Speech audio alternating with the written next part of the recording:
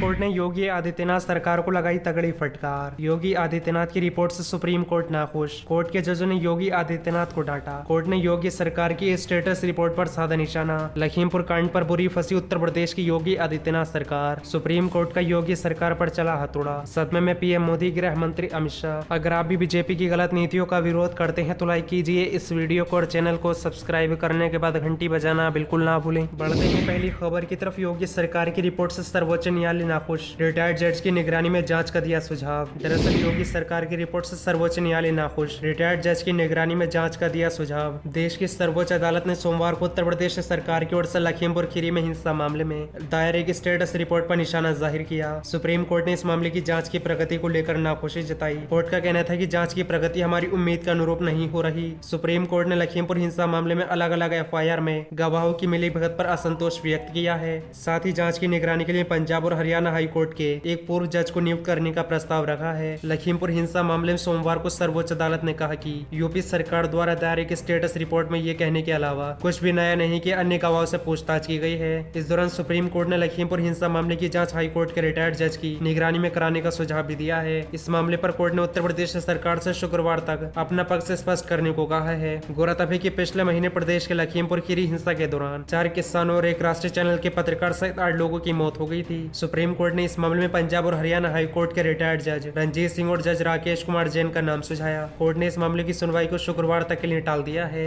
लखीमपुर हिंसा मामले में सुनवाई के दौरान सर्वोच्च न्यायालय के मुख्य न्यायाधीश एन.वी. रमन ने कहा कि हमारा विचार है कि हाई कोर्ट के रिटायर्ड जस्टिस केस की छानबीन रोजाना आधार पर मॉनिटर करें। सुप्रीम कोर्ट ने फटकार लगाते हुए यूपी सरकार से पूछा कि केवल आशीष मिश्रा का फोन ही क्यों जब्त किया गया है, अन्य का क्यों नहीं। कोर्ट ने आगे कहा कि सुनिश्चित करने के लिए कि केस में सबूतों को धालमेल न हो। इस मामले की जांच की निगरानी के लिए हाई कोर्ट के रिटायर्ड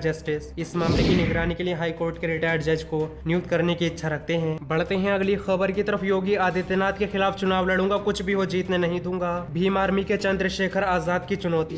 दरअसल यूपी चुनावों के मद्देनजर भीम आर्मी के प्रमुख चंद्रशेखर आजाद ने एनडीटीवी से खास बातचीत में कहा कि मैंने फैसला किया है कि मैं यूपी में मुख्यमंत्री योगी आदित्यनाथ के खिलाफ चुनाव लड़ूंगा। मैं योगी को जीतने नहीं दूंगा, चाहे कुछ भी हो जाए। मैं बाकी विपक्षी दलों से भी अपील करूंगा कि योगी के खिलाफ मेरा समर्थन करें। योगी ने 4.5 साल में जनता को परेशान किया है। मैं चाहता हूं कि हमारा गठबंधन मायावती की बसपा के साथ हो। हम नहीं चाहते हैं कि बहुजन वोट बटें। मैंने लोकसभा में कहा था कि मोदी जी के खिलाफ चुनाव लड़ूंगा, तब मेरा दल नहीं था। मुझे पता है कि बहन जी मुझे पसंद नहीं करती। हमें हर हाल में बीजेपी को यूपी में रोकना होगा। वहीं भाषा में छपी खबर के मुताबिक पिछले महीने ही चंद्रशेखर आजाद ने कहा था कि उनकी पार्टी प्रदेश में सत्ता में आई तो वे मुस्लिमों को आरक्षण और किसानों को न्यूनतम समर्थन मूल्य एमएसपी की गारंटी देंगे। आजाद ने अपनी पार्टी के महासम्मान को संबोधित करते हुए ये भी दावा किया कि प्रदेश में उनकी सरकार बनेगी तो जेवर हवाई अड्डा का नाम राजा मिहिर भोज के नाम पर रखेंगे। बढ़ते हैं अगली खबर की तरफ। त्रिपुरा हिंसा मामले में कांग्रेस नेता राहुल गांधी का बीजेपी पर तंज। कहा यूएपीए के जरिए सच्चाई को दबाया नहीं जा सकता। दरअसल कांग्रेस के पूर्व अध्यक्ष राहुल गांधी ने त्रिपुरा पुलिस द्वारा 102 लोगों के खिलाफ गैर कानूनी गतिविधियां निषेध कानून यूएपीए के तहत मामला दर्ज किए जाने की पृष्ठभूमि में सोमवार को कहा कि इस तरह सच्चाई को दबाया नहीं जा सकता।